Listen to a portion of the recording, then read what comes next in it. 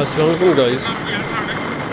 आज हम जा रहे हैं रेंज टू सादकाबाद, जिसका सफ़र है तकरीबन 20 किलोमीटर।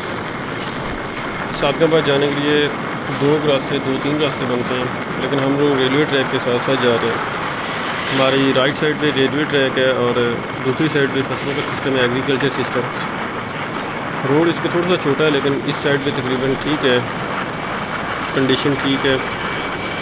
मैं बाइक पे जा रहा था तो वीडियो पोज करके चलाता गया हूँ। अब थोड़ा सा यू टर्न लेने के बाद अब हमारी राइट साइड पे आ जाती है, नहर चल रही है, दूसरी पे फसलें हैं। थोड़ा सा यू टर्न लेना पड़ता है क्योंकि एक गांव आता है जिसे रास्ता देने के लिए जैसे भी सड़क का सिस्टम होता है उसमें किया गया। बाकी यहाँ पे भी देखें व्यू ऊपर से कितना प्यारा आ रहा है। गर्मियों के दिन है, सर्दियों के दिन है सॉरी, और फसलों में जैसे भी वो, क्योंकि नहर किनारे हैं वो ठीक है, वहाँ पे दरख्त वगैरह। अब फिर वापस उसी हमें रोड पे आना पड़ा, थोड़ा सा आगे से यू टर्न लेने के बाद। फिर वही एक साइड पे रेलवे ट्रैक, दूसरी साइड पे एग्रीकल्चर सिस्टम। तो अभी बस थोड़ा सा मैंने बहुत कम वीडियो बनाई है। अब हम आगे बस सादकाबाद में इंटर होने वाले हैं। ये सादकाबाद की हदूद शुरू होगी, यहाँ पे अंदर इंटर हो चुके हैं। ये साथ में मैं ऐसे आपसे कहूँ खुद नहीं पता।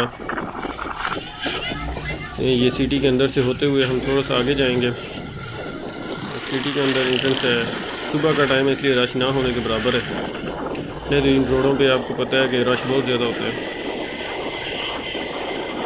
ये एक कोई प्यारा इन्होंने रखा हुआ है यहाँ पे सादकाबाद के में आवाम को दिखाने के लिए।